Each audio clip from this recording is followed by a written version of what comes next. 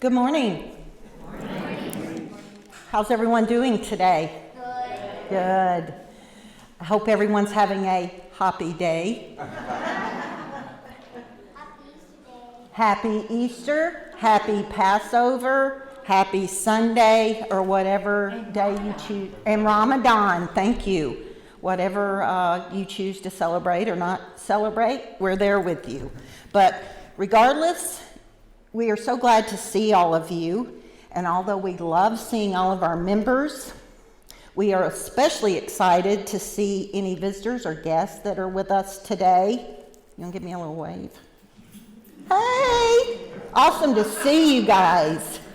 And you know, we know that you guys had other choices and opportunities to do other things today, but you chose to come spend it with us, and it means the world to us. So thank you very much for being here. And we hope that you'll decide to come back and join us again. I don't know if you guys got one of these at the back credenza when you came in. It's not an order of service, but it does tell you some about our church. And there's also a card that you can fill out, and you can put it back there when you leave, or you can put it in the offering plate. And any information you would like to receive, you can make a note on the back if you would like a phone call from someone, an email with more information, or just come up and grab one of us after service, and hopefully we can answer any questions that you might have. But again, thank you again so much for being with us. Also in here and in the offering plate are sheets for joys and sorrows. And we would ask that if you have any joys and sorrows that you would like to share today and to be recognized, to fill these out and put them in the offering plate, and we'll be acknowledging those a little bit later. So with that said, my name is Denise. My pronouns are she and her. And I would like to ask that you double check that all your electronic devices are silenced so that we respect our speakers and musicians.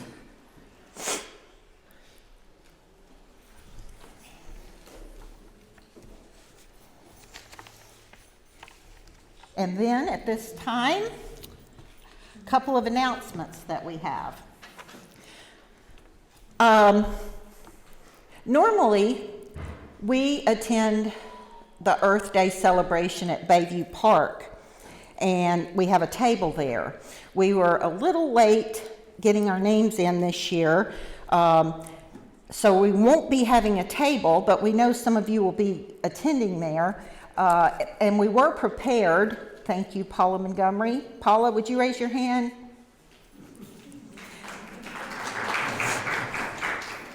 Paula is our social justice representative, and we have quite a few, but she does a whole lot to do things of this nature. These are milkweed seeds, and it tells about our church.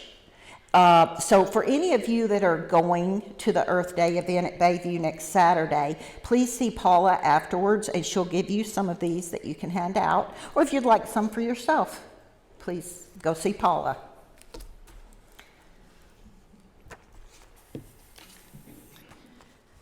Hugh Turner, can you raise your hand, please, sir? Okay. Hugh currently has 4 firm reservations for the lunch bunch this Wednesday, the 20th of April. If your name is not Jerry, Mary Lee,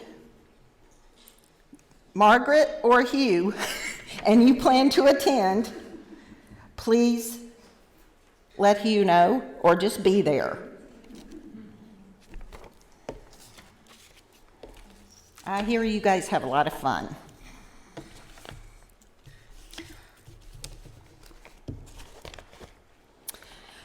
Okay, at this time, we will be lighting our chalice as we prepare for our service, both in heart and spirit.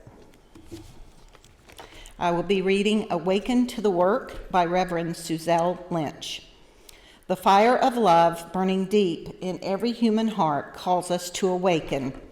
Awaken to the work of justice, awaken to the work of compassion, awaken to the work of community.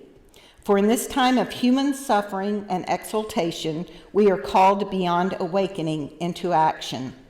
May the chalice flame we now light guide our hearts in service to a greater good that holds all living things in its holy embrace.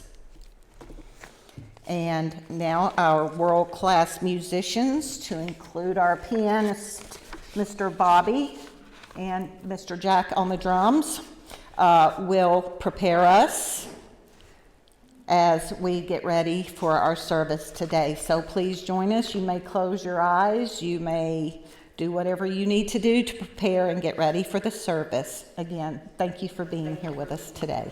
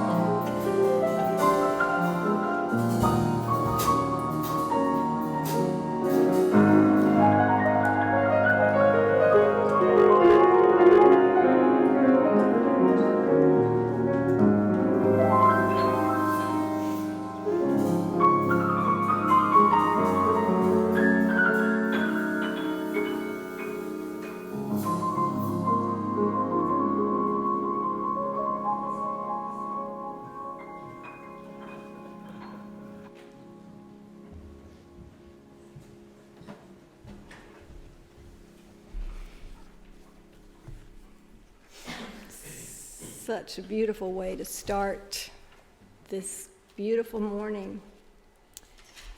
I'm reading from Morning Watch, Meditations by Barbara Peskin, Unitarian Universalist minister. The title is, Who Are We at Easter? Who are these who sing Alleluia and call risen, risen indeed? One dead long ago, whose words are so often amulets against the necessary struggles, as if any words alone could love against all odds, sing with the lunatic, reveal the nakedness of power, deliver the dispossessed to choices again, turn hope's prism from the blind to marvel's smooth, hard places, into feather beds for the broken, rest from nothing and no way the chance for children to grow whole, stretch easy the backs that bear the work, bless all the world with our lives, lived for giving, alert for love. What fools indeed, who may never even discuss divinity, or agree on how much room there is anywhere for angels again to dance, but who in their ancient poetry and its curious syntax and in their reckless yearning insist, love never dies, survives after the grave, even here, and claims us, yes, now, and will not ever let us go. I invite you to Well, you can rest with that for a minute if you want. Take a few deep breaths.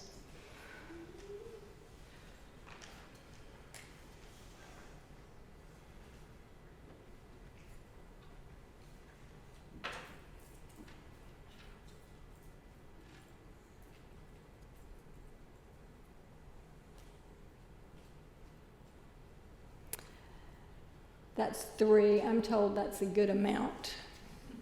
And now if you're willing and able, if your body or spirit allow, rise and we will say the words to our church covenant. Love is the spirit of this church and service its law. This is our covenant, to dwell together in peace, to seek the truth in love, and to help one another. And our opening hymn is number 61, and hopefully everybody can find a hymnal. It's Lo, the Earth Awakes Again. It'll be a familiar tune if you grew up in another church, and different words. But it'll be the familiar tune if you grew up in this church. I didn't know there were different words to our songs until I visited my grandmother's Episcopalian church. There we go.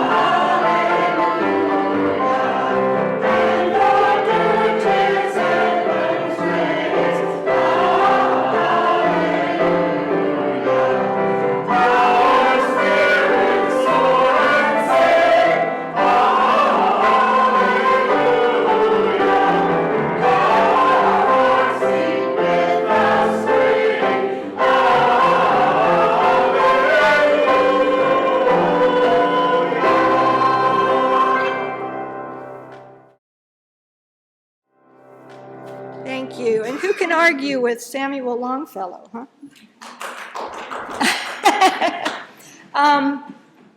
So I have a story, and I'm going to need some helpers, and I think some of our young people are prepared to come up and help, but if there are not enough young people, I might need some that are bigger, older, whatever. Denise can help me, and maybe Linda will help me, because we need you to come up and get something.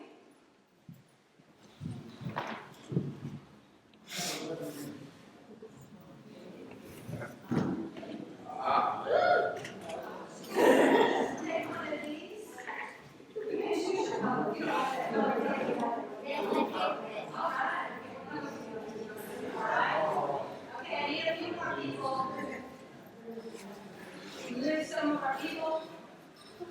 The child of art is that And I think that you're going to see down there on the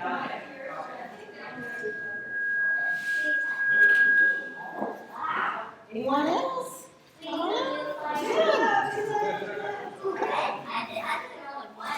Oh, yeah, one more.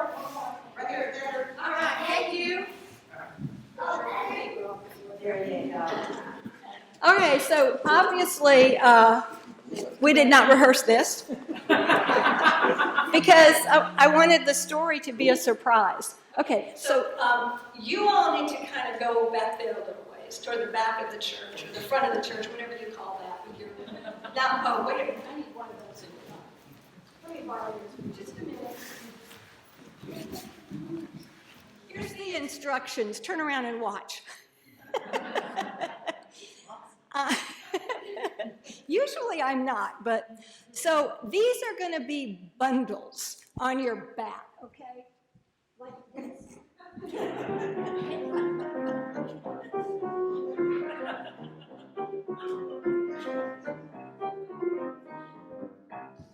Okay? Thank you, Bobby. Oh. I love working with Bobby. He knows exactly how to smooth over a moment. All right. So, in a land, and I'll tell you when it's your turn.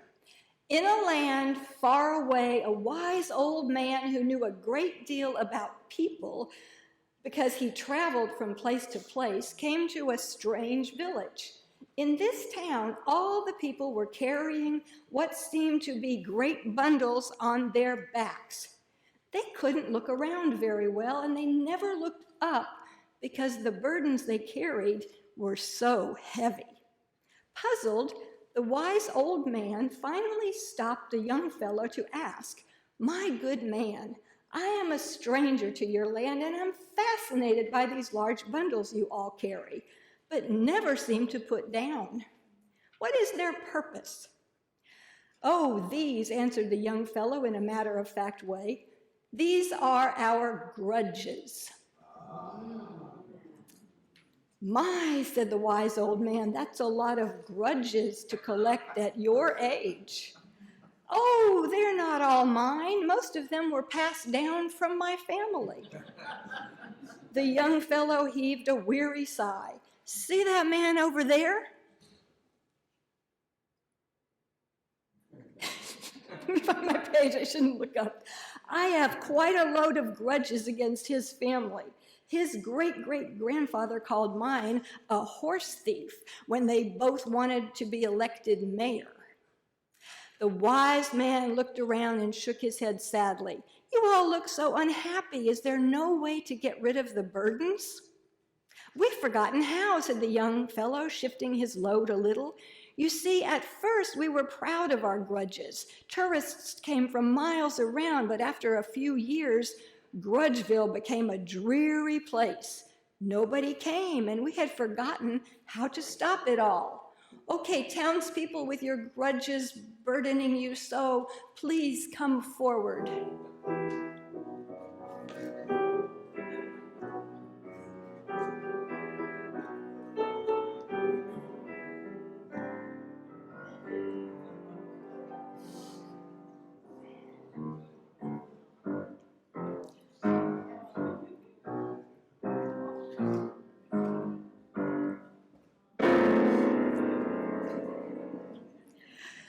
"If you really want to get rid of those grudges," said the wise old man, "I think I know 5 magic words that will do the trick."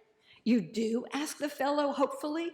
"That would be a miracle. I'll go have the mayor call the people of Grudgeville together." And off he went as fast as his grudges would let him. You can imagine that the mayor lost no time in calling the people to gather in the village square. She and the wise old man stood on a platform where they could see all the villagers. Many of the townspeople were so bent over with their burdens that they couldn't look up at all. When they had quieted down, the mayor said, "Good people of Grudgeville, a wonderful thing has happened. A very wise stranger has come to our town. He says he can tell us the magic words to help us get rid of these grudges we have carried for generations.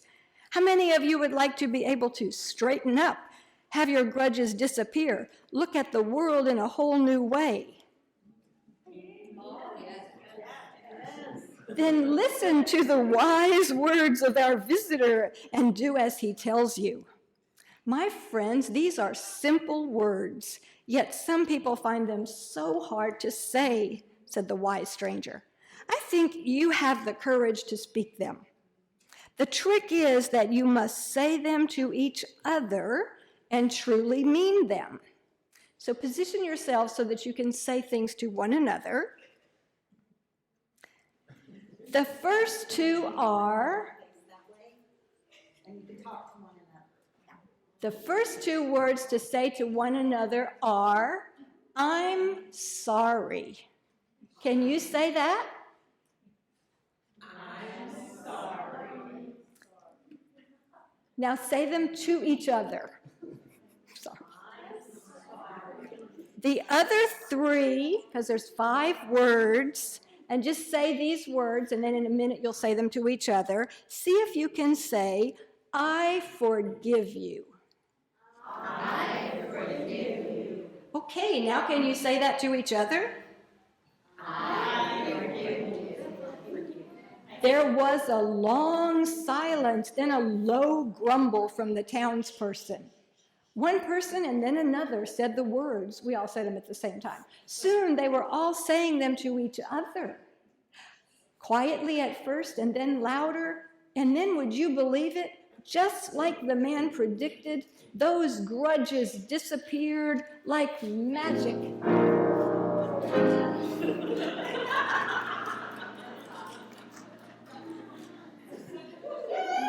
Yes! What joy there was in the town. People were heard saying, look how those trees have grown. And is that you, Jim? How good to see your face. There was dancing in the streets that day, and it wasn't long before they changed the name of the town to Joyville.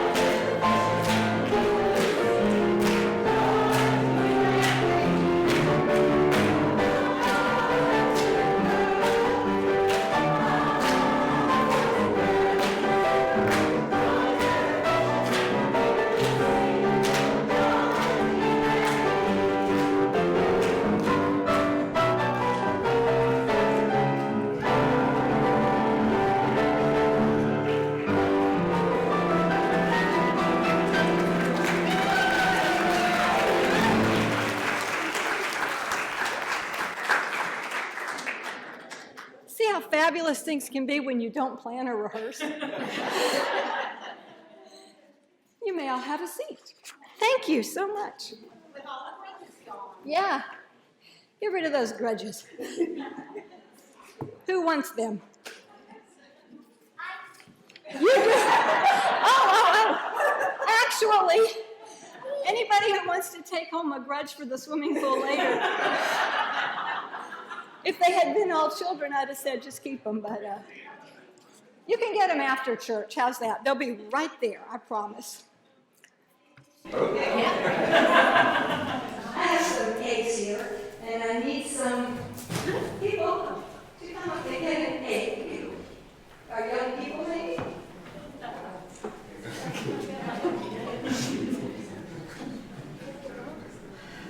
No, you have to just take one. You can't look. It's just the color. No, you don't change it. They don't have candy. Or can find us with a board. Just take one. It's okay. There you go. And I'm going to ask you to tell me what's in it. Okay? I got more eggs.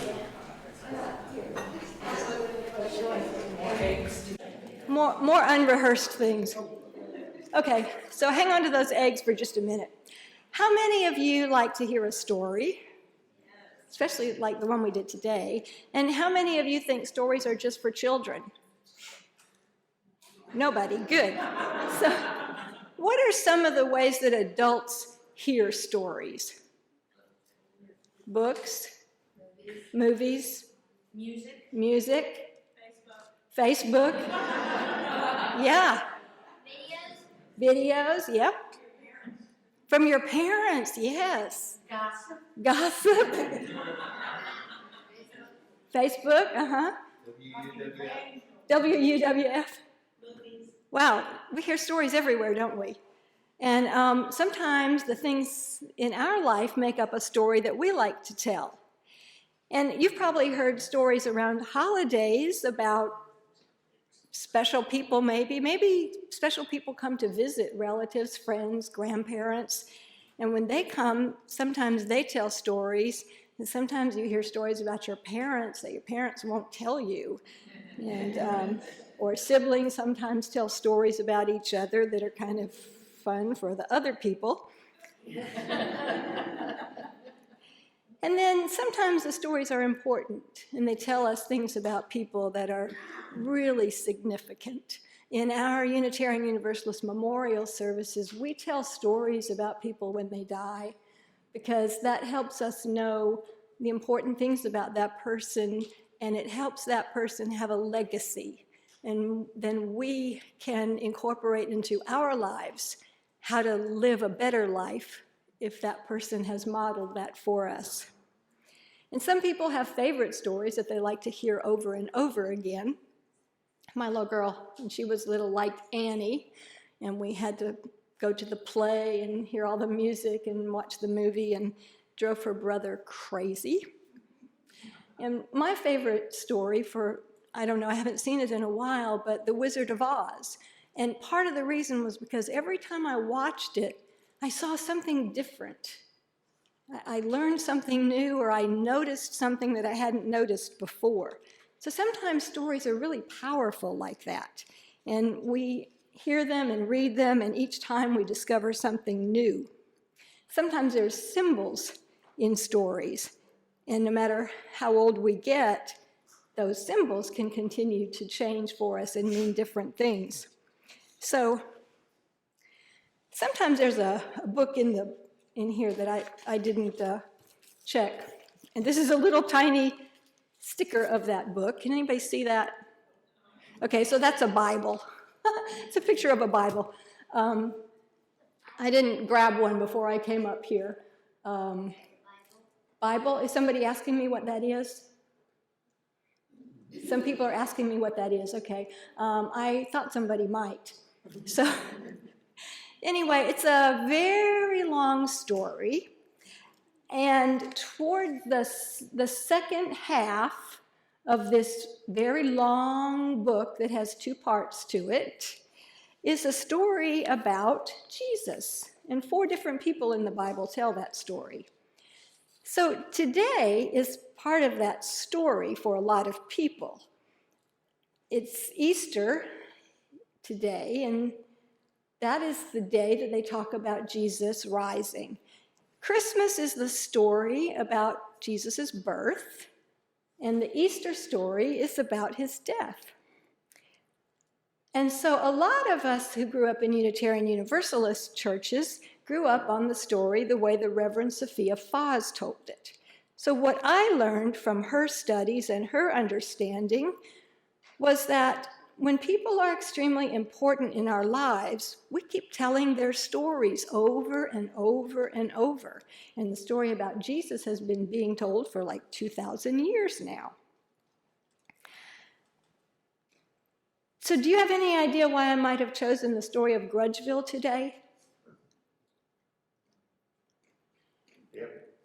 How come? Tell me.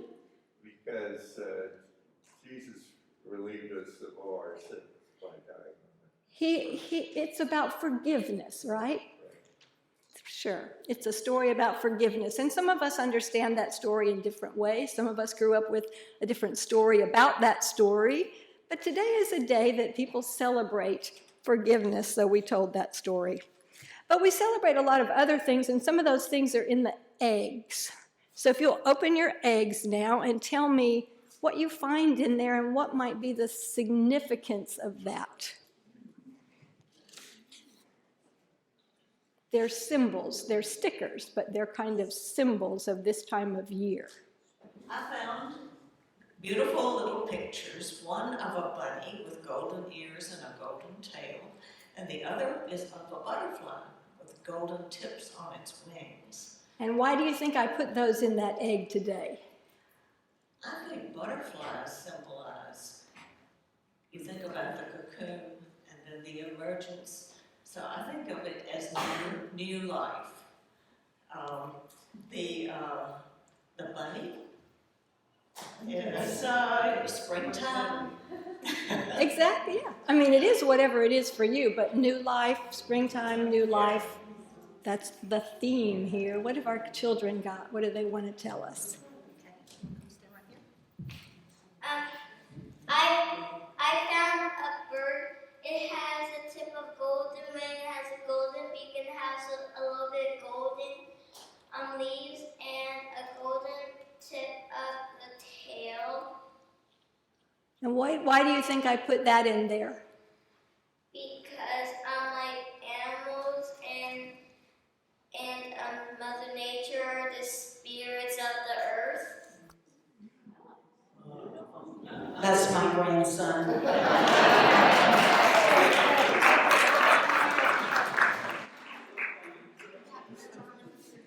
No kidding.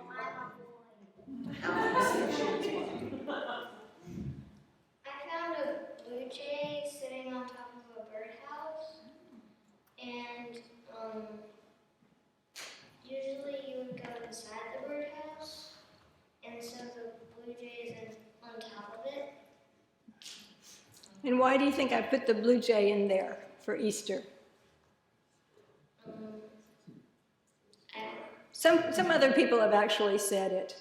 Springtime, we see a lot of birds and new life, and somebody's probably got something in their egg that the birds have in their... I found a rabbit with a pink skin series with sparkles on it, and it's full tight blue, and it also has sparkles. Sparkly things and birds. There's also a music note. Yes, because we sing special music at Easter, like Alleluia.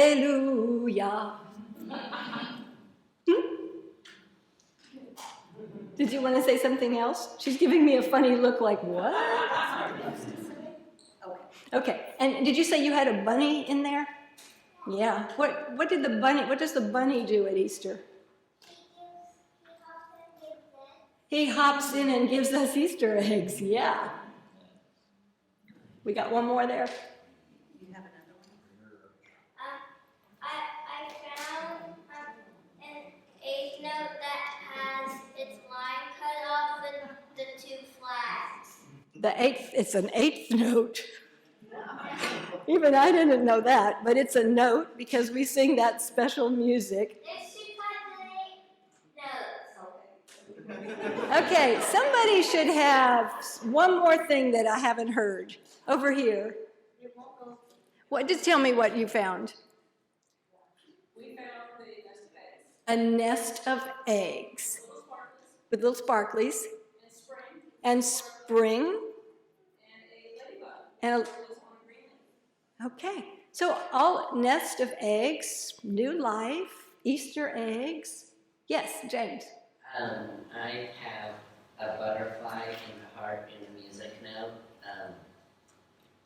I think the butterfly symbolizes beauty and love, and then the music note is all the birds of nature singing. Such beauty. Thank you. I think that's all I can take, Denise.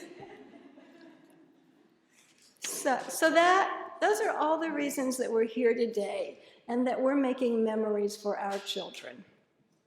Thank you all so much.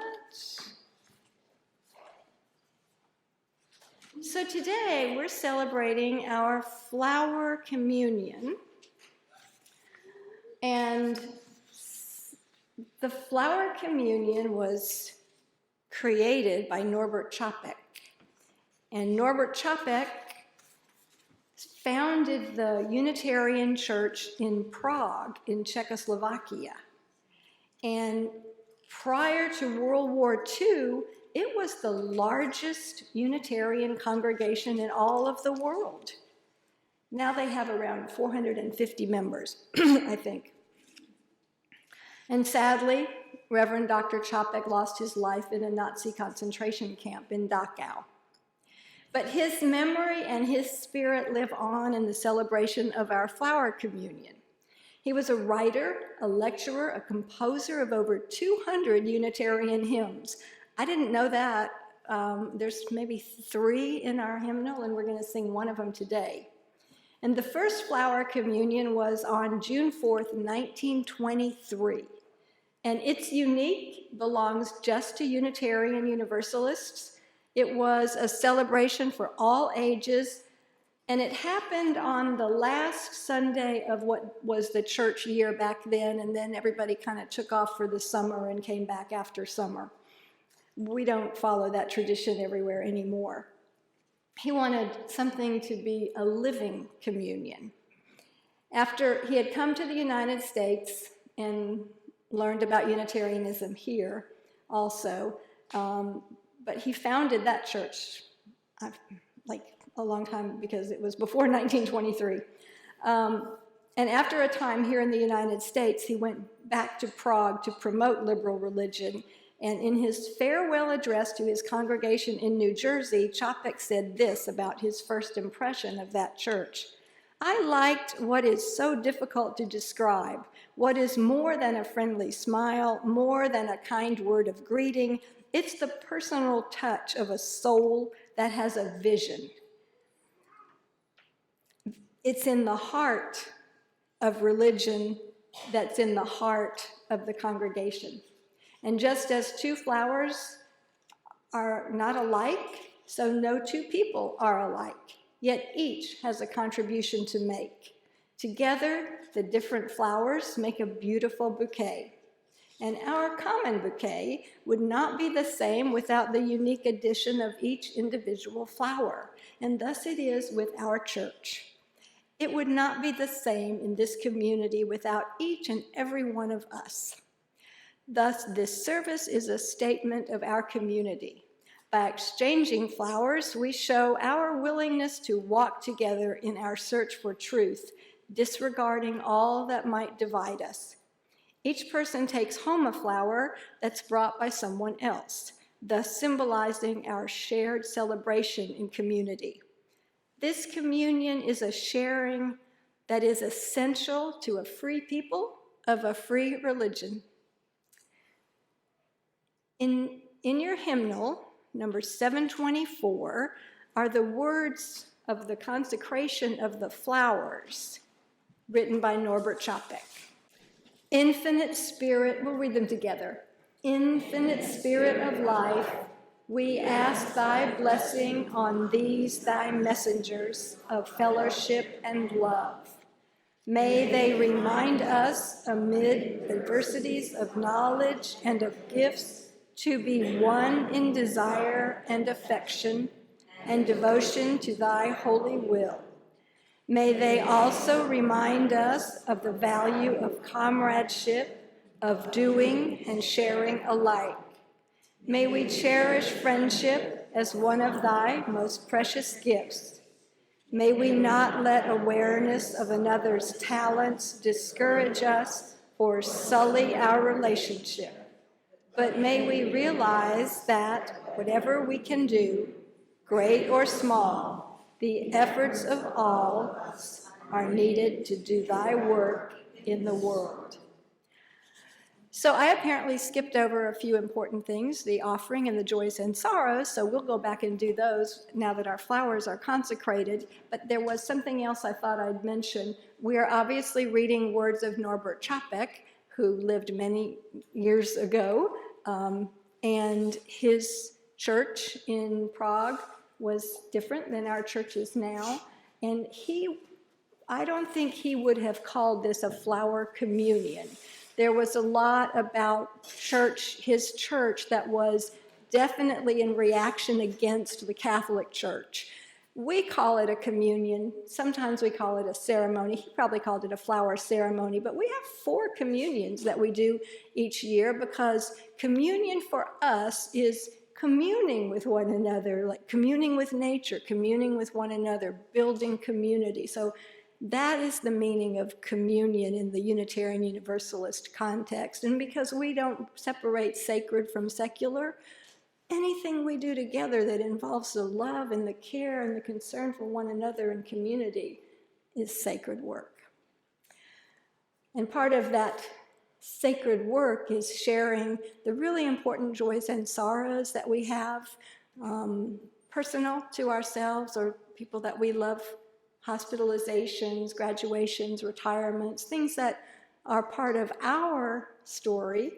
And so when we have the offering, which we will have now, and Denise will introduce the offering, then you can also place one of those papers with joys and sorrows in it if you have something that you believe the sharing of which will benefit this community.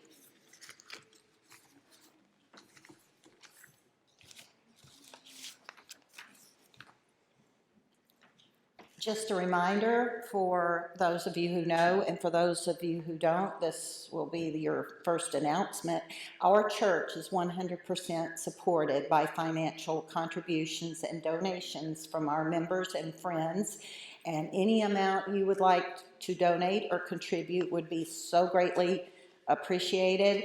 Please take this time to put your joys and sorrows in the collection basket. And if you are a visitor and have filled out one of the cards, we would love for you to put that in the basket as well. Thank you.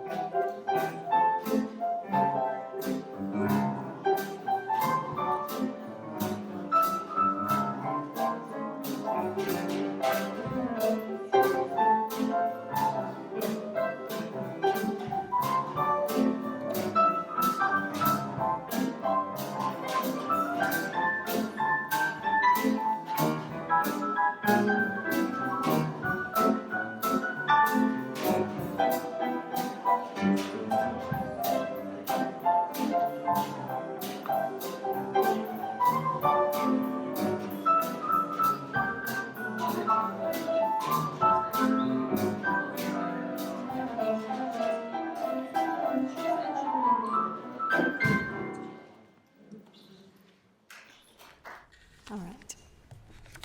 In this time of sharing, as I said, we light candles for those joys and sorrows, that the sharing of which enriches our time together. From Julie and Butch, they are here today and visiting with Aunt Charlotte Crane. Oh, let's see, where are you all? Oh, wonderful. I'm so glad you've got family again this week, Charlotte. It's beautiful. Welcome. From Lauren and Scott, it is our great joy to share that Maddie has earned her Gold Award, the highest award in Girl Scouting, and that UUCP played a major role by fundraising through Fifth Sunday. Congratulations, Maddie.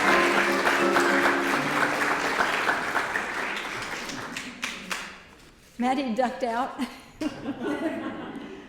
From Lisa Rawson, a joy. My daughter Monica got married last weekend to Philip Scruggs. Wonderful.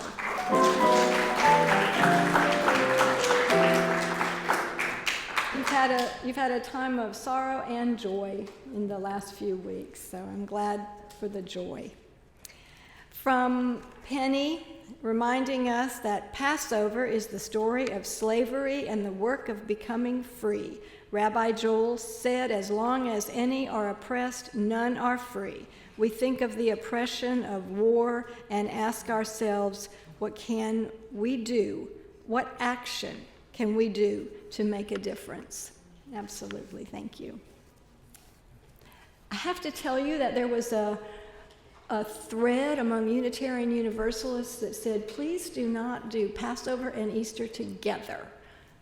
So I was being respectful of that, But thank you for this reminder. I appreciate that.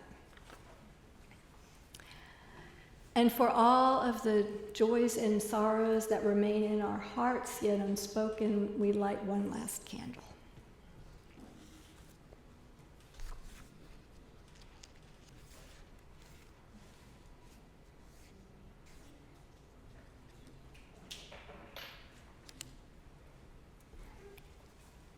And our hymn now is hymn number 21. Now that our flowers are consecrated and we can focus on this beauty, number 21 is For the Beauty of the Earth.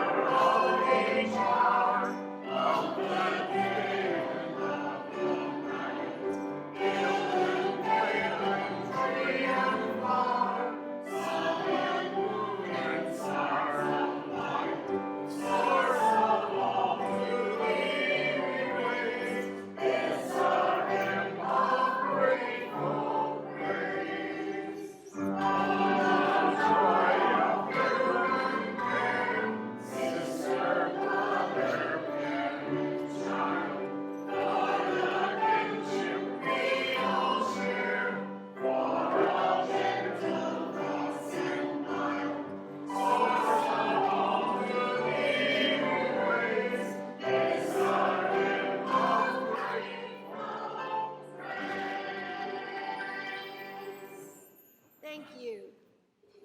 So we will prepare for our closing today by the giving and receiving of flowers.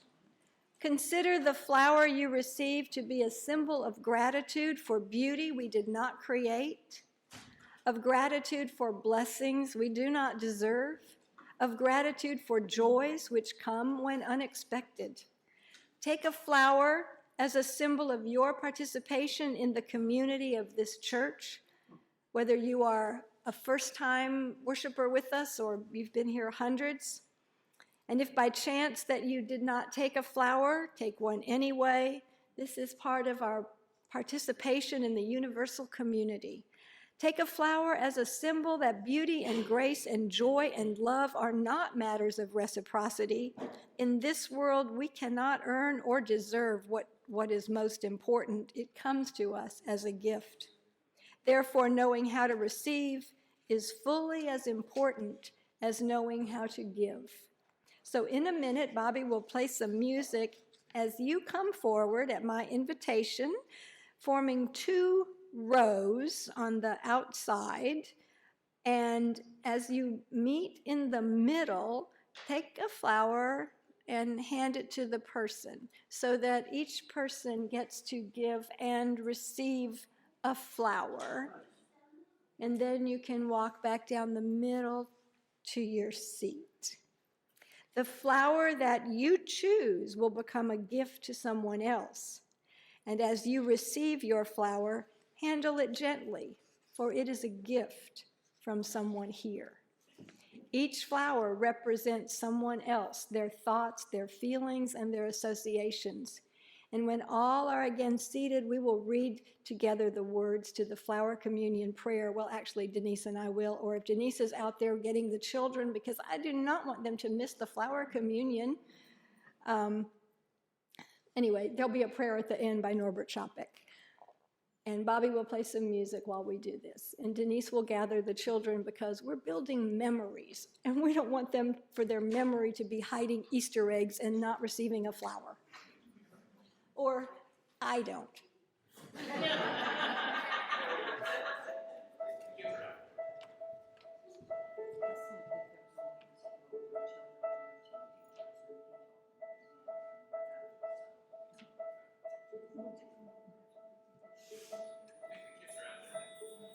never set them up, they're still here. They're here. In the middle. Those are the teenagers. Yeah, it's just. Teenagers are people too. I'll go get the teens. I have to tell you all something. As a longtime religious educator, we finally realized that because our children are always upstairs, in the basement, outside, whatever, and not participating in the life of the community, when they grow up, graduate, go off to college, and come back to church, they're like, what the heck is going on in here?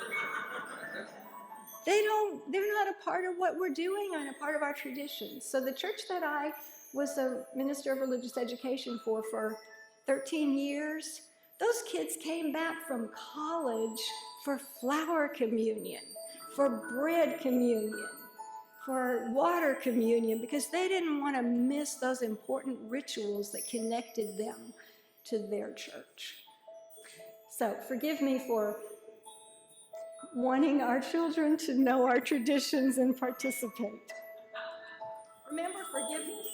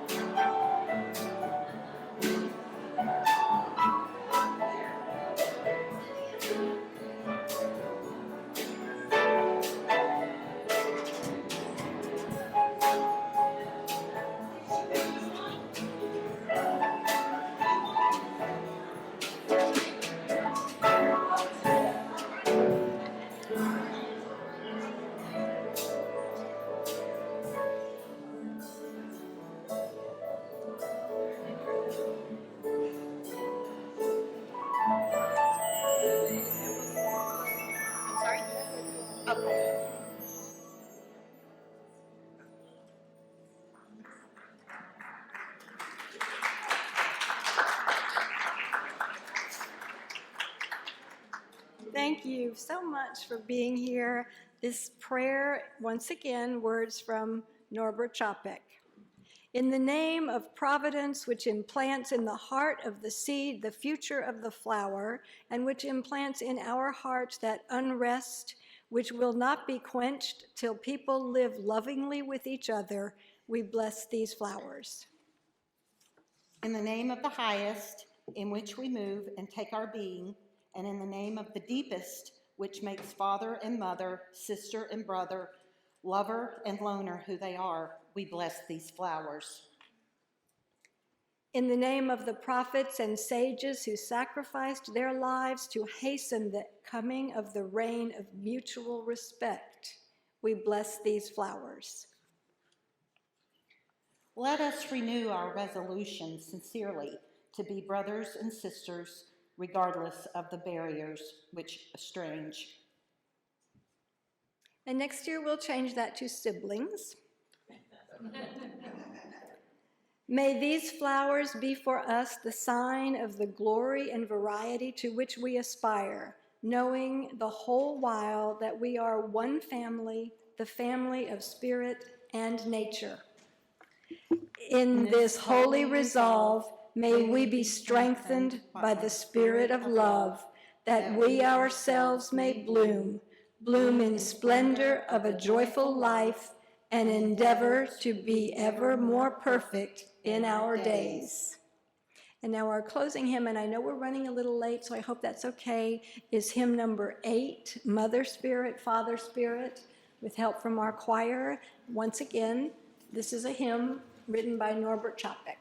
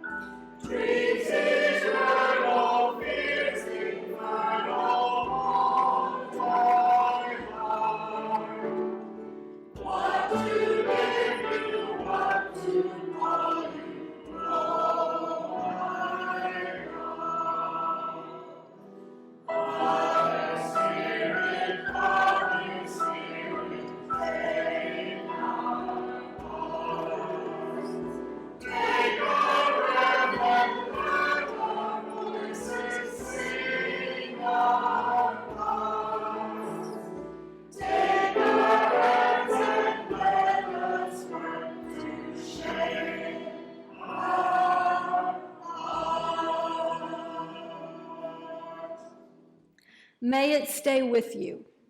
May it stay with you, this awakening, this beautiful grasp of who you truly are, never alone, always worthy, graced with a unique gift that the world surely needs.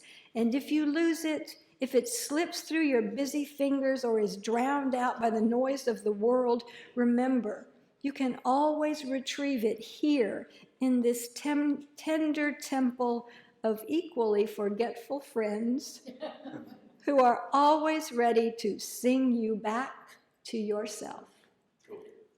Amen. Go in peace. And there's an Easter egg hunt for the little ones right there. Gather with Linda.